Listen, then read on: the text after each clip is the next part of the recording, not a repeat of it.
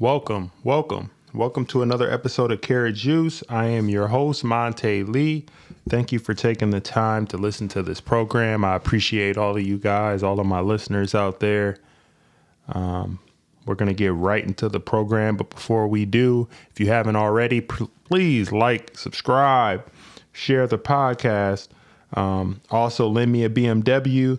A BMW, what is that, you ask? If you believe in my work, support the show. Like, share, subscribe, all that good stuff for the algorithm. If you're watching this on YouTube, everything that you guys do in regards to that is greatly appreciated. Every listener, I appreciate you guys. I'm going to be getting more content up in regards to that. So with that being said, let's get right into the show. And yeah, for my first time people, if this is your first time listening to the Karat Juice podcast, this is a place where we have real, authentic conversations about a variety of topics. I am a self-proclaimed common sensiologist because I know that in today's day and age, we are lacking something. What are we lacking? We are lacking common sense. There is a shortage of common sense in the 21st century, and I have been sent here to provide it. Okay, so without further ado, let's get right into the first topic. So the first topic that I wanted to cover this week is courtesy of, you guessed it, TMZ. And it is entitled, German TV Reporter Suspended After Pretending to Help in Flood Cleanup. So apparently there is a TV reporter in Germany who was caught red-handed smearing mud on herself moments before going on air to pretend she'd been helping with a massive flood cleanup effort. This was caught apparently because there was, in today's age, there's always somebody with a camera. So I always say, don't pretend to do anything. If you want to help, if you want to have a positive impact on something, if you want to make a change and help out the community, actually help out the community. And it doesn't have to be a lot. You could have picked up a couple of rocks or something, whatever you could do. But don't fake like you are down in the mud, getting dirty, getting gritty, and really helping with a cause if you're not doing so. Okay? So, let's continue with the article. So it all unfolded on a report covering the aftermath of torrential floods in Germany and across Europe. But little did the reporter, Susanna Olin, know some onlookers secretly recorded her casually smearing mud on herself before going live. And I'll play the video here and I'll link it in the description. So I'm watching the video here and the camera is to her back and she's seen bending down, grabbing some mud, smearing it on her face, smearing it on her pants, and then walking and like prepping, getting ready to record. At the end too, it looks like she looks up and there's like a gotcha moment where like the person with the camera is looking down, has the camera pointed down at her, and she looks up and she's like, oop, yeah, gotcha. So apparently the network had apparently been so impressed with her faux effort, it posted a story with the headline, Cleaning Up After the Flood.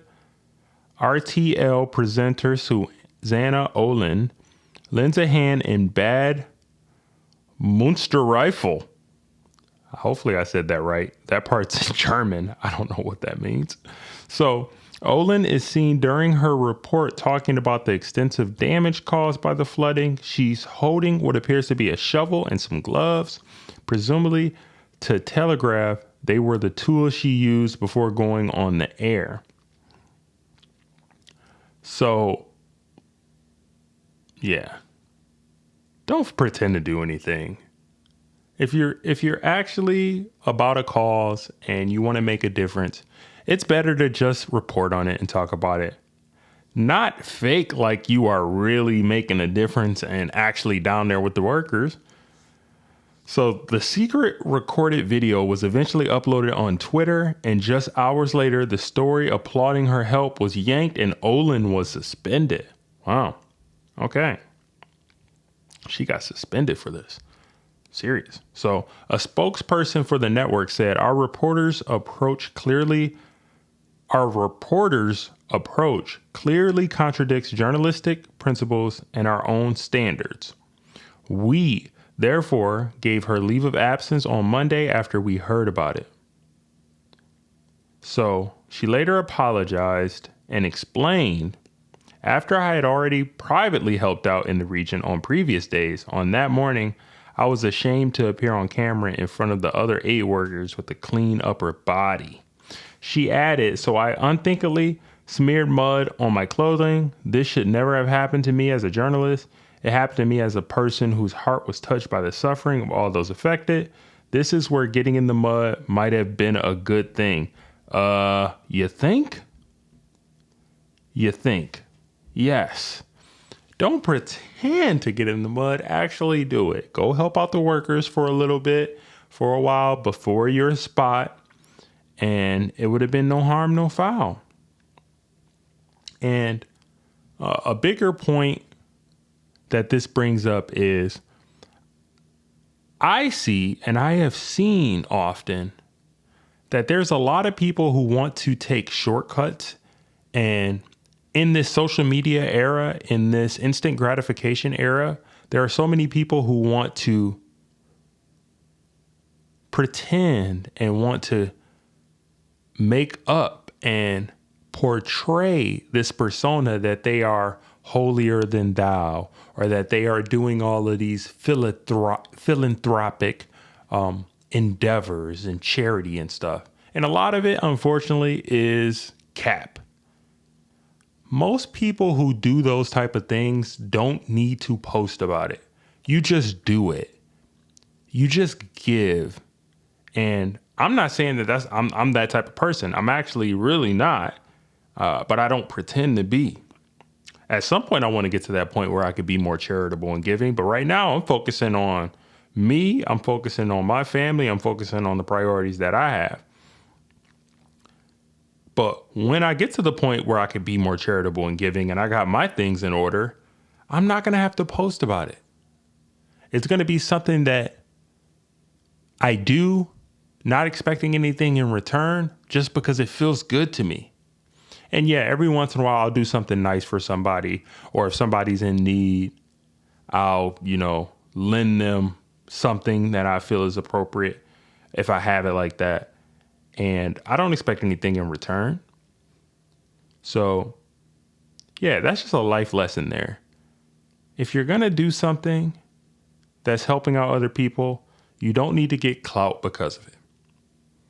I don't think she should lose her job for this, but I do think it's a lesson that she should learn on how to have better character and responsibility moving forward, especially in cases like that and in reporting like that, when there are people who are in a really dire situation and there are actual volunteers and workers who are aiding and helping. Because there's some serious flooding going on in Europe right now, if you haven't heard about it. All right, so that's that topic. We are going to move on to the next thing I wanted to talk about. And this one is a doozy, guys. So, also, according to TMZ, Lizian Gutierrez, model, I'm going to give you some hyphens here, model, undergoes emergency surgery for toxic face fillers. So, the article goes on to say, talk about botched. Lizian Gutierrez is dealing with painful repercussions from a cosmetic facial procedure. Here we go again. More of this. And needed emergency surgery to avoid potential death. The Brazilian model had to undergo the potentially life-saving procedure last week in her home country because the filler she had injected in her cheeks and lips back in 2019 was causing flare-up and grotesque swelling. And I am going to play the video here and I'll link it. And yeah, I'll link this to the show notes as well. What is going on here? Why is there such a culture of getting these comically big lips? Could you just live with the lips that you were born with? Unless there's like a cleft or something that you really want to fix to feel better about yourself. I have nothing against that, but come on.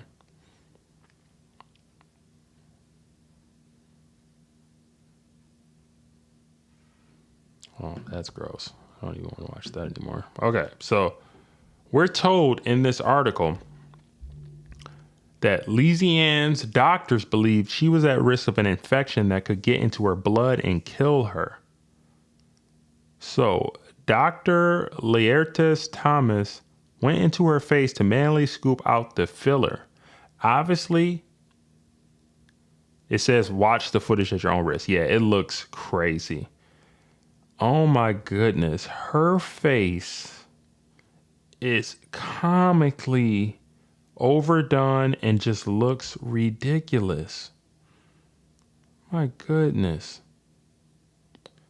So her initial facial procedure might be the all-time worst return on investment. We're told that Louisiana paid about $3,000 for the botched Botox job back in 2019, which had already required multiple follow-ups, and this latest surgery cost her $10,000.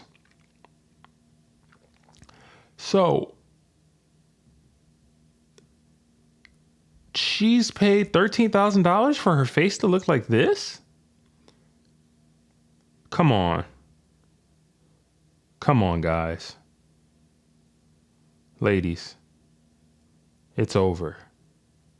The fantasy, the dream is dead. Please do not go and get these huge bratwurst lips in the future. It is not worth it. It is not aesthetically pleasing.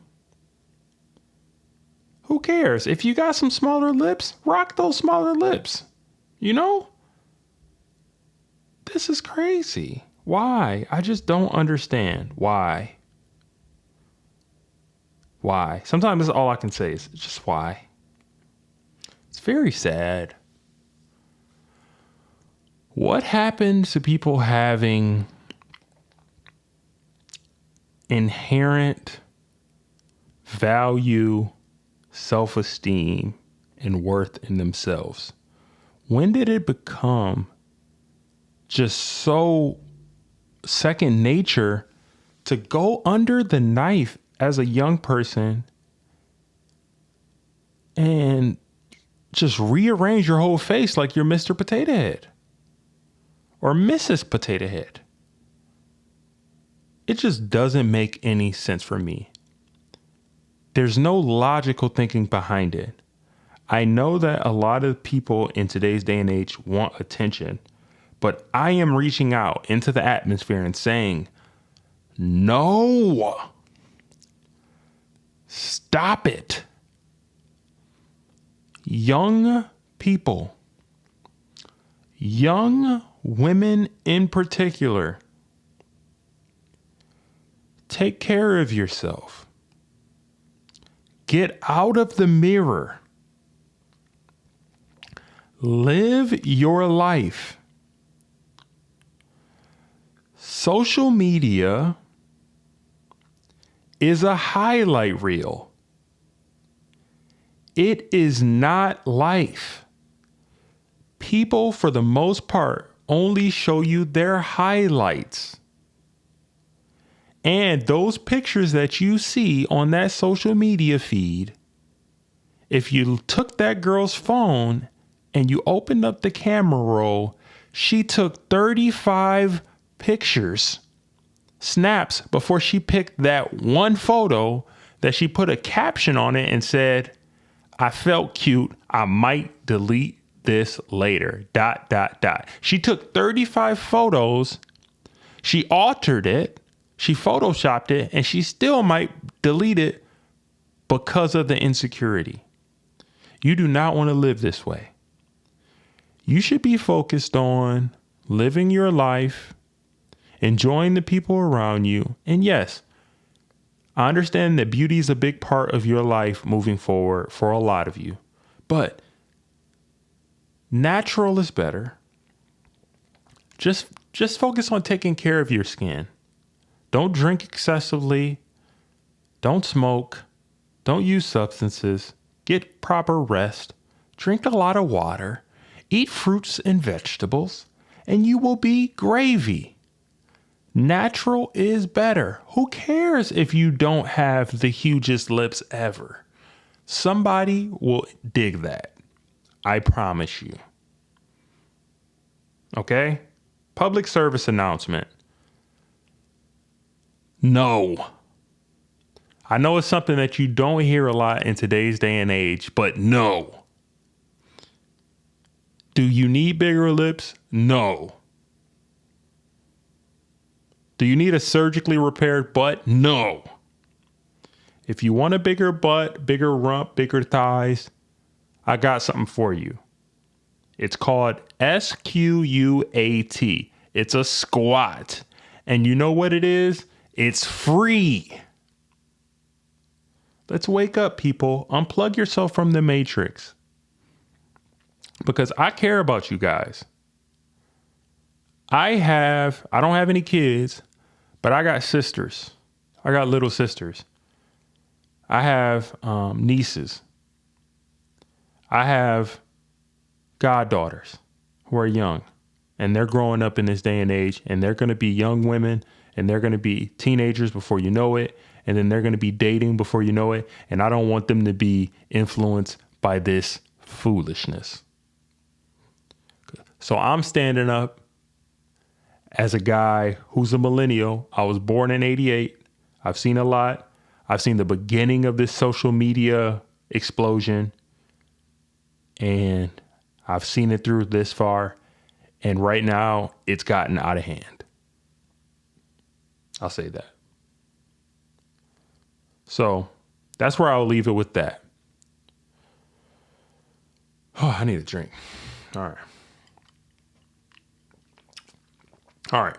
So moving on, we're going to go to our recurring segment. Things I wish I knew when I was 17. And this week on things that I wish I knew when I was 17, what I'm going to say is don't waste money on clothes. Get a couple pairs of t-shirts, couple nice casual shirts, couple pairs of jeans, couple pairs of shoes, and call it a day. I cannot tell you how horrible I was dressed at 17. I had no sense of style. And I doubt that you have, especially as a guy. I doubt any 17-year-olds are dressed fly right now. So don't waste money on it, because I promise you the clothes that you buy at 17 are not going to fit you when you're my age. Not going to fit you when you're 21, 22 if you're doing anything in the gym, if you're working on your fitness at all. So don't worry about clothes.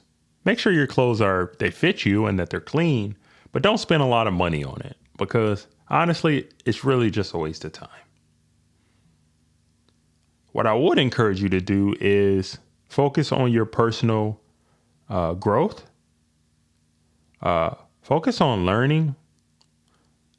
I am a huge documentary buff. I love to learn new things. I love to keep my mind engaged. And whenever I am learning about something new, I feel alive. So I would encourage you to keep that energy and that mindset of just constantly evolving at the forefront.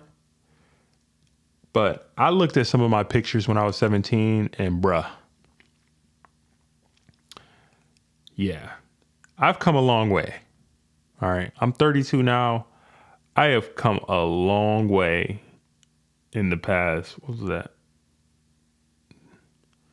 15 years ago? I've come a long way. I'll just say that.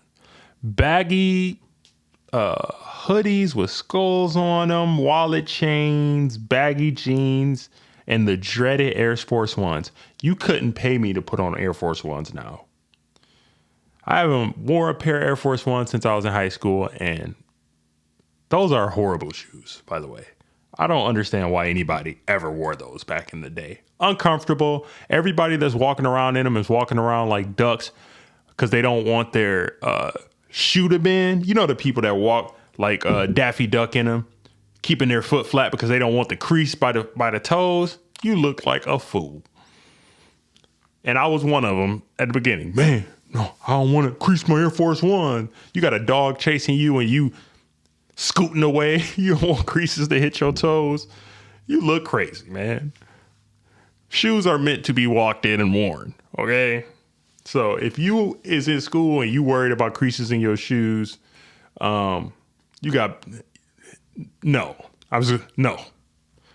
Calm down. Shoes are meant to be walked in. Don't be walking around like a penguin at school because you don't want to get a crease in your Air Force Ones. Okay.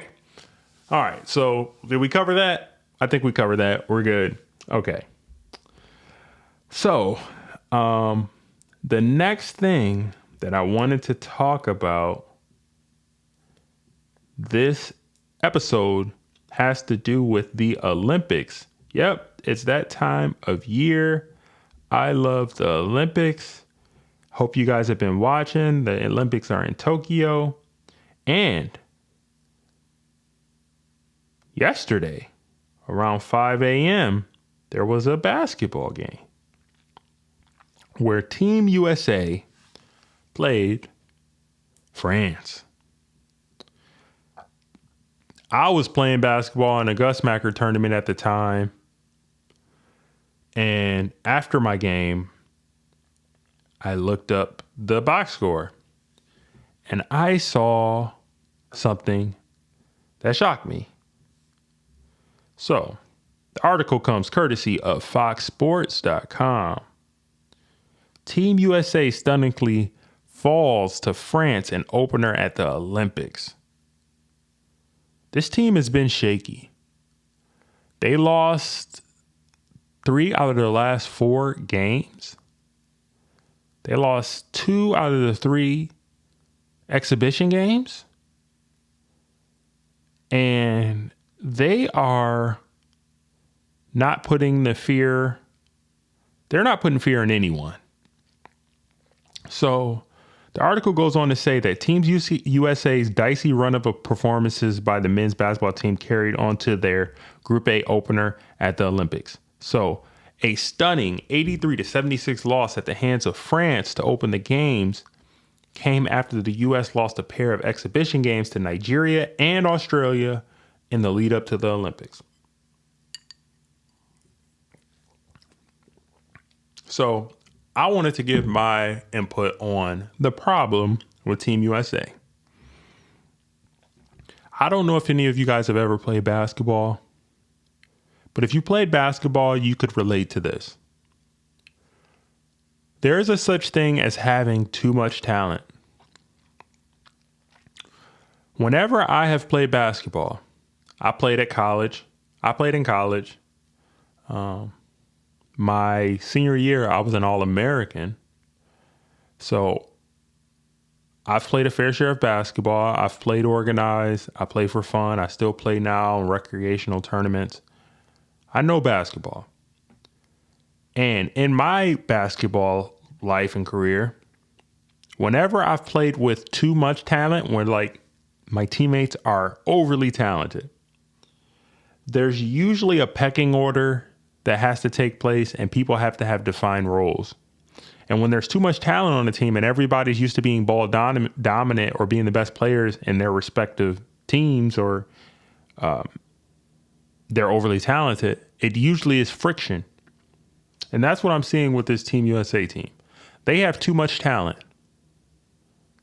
A lot of their stars, Damian Lillard, Jason Tatum, Kevin Durant, Devin Booker, they all are used to being the best player on their teams for the most part. And when they are playing now in a team altogether, it's very different playing when you're used to getting 20, 30 shots a night to, I'm gonna fly right there, to now being in a role where you might get 6 to 8 shots. There's like no role definition on this team whatsoever. Everybody's just jacking up threes. There's no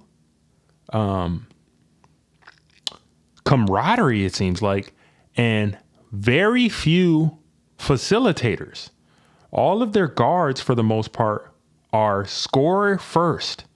Pretty much their whole team is score first, besides Draymond Green and Drew Holiday, who just played his first game after coming off the finals. I think he will stabilize their lineup. It was his first game back from the finals. I think Drew Holiday will help a lot. I really like his game. I like his demeanor. I think he will help to be that glue that they need, but it's his first game back, was in the Olympics after coming off a finals championship run. But their only facilitators on the whole squad is Draymond Green and Drew Holiday. Zach LaVine, one of their guards, scorer. Damian Lillard, professional scorer. Kevin Durant, probably the greatest scorer of all time. And speaking of Kevin Durant, where's the leadership? Kevin Durant is not arguably the second best. He's the second best player in the world, second to LeBron James. He's better than this. Where's the leadership? I know he was in foul trouble this past game, but he has not played well at all this run. And I know he's better than this. I want to see him. He has the ability to facilitate and to make the teammates around him better. But the way he's playing, it's just like, I'm going to get mine. And damn with everybody else, I'm going to get mine. It just literally seems like these guys are playing rec ball. They're not playing organized. And on the flip side, all of the teams all around the world and all the different countries, they have continuity. A lot of these guys have played on the national team for multiple stints, multiple runs, multiple championship runs and Olympics. So they have familiarity with each other. They know the system, and it's showing. I do think the Team USA will get better, but if they don't watch out, they are going to not get gold, possibly bronze, possibly not medal at all. If the Team USA does not medal at all, this will be embarrassing, to say the least. So I do love the Olympics. I was checking some swimming out, some of the swimming events out yesterday. Gymnastics is always stellar. So I'm looking forward to watching more of the Olympics here in the coming days. Outside of that, life has been good. I hope everybody has been enjoying their summer, being safe, creating memories, and having good experiences. And with that being said, that's been another episode of Karat Juice. Make sure that you hug somebody, you love somebody, you do something good for someone, not expecting anything in return. And I'll speak to you guys next week. Be well.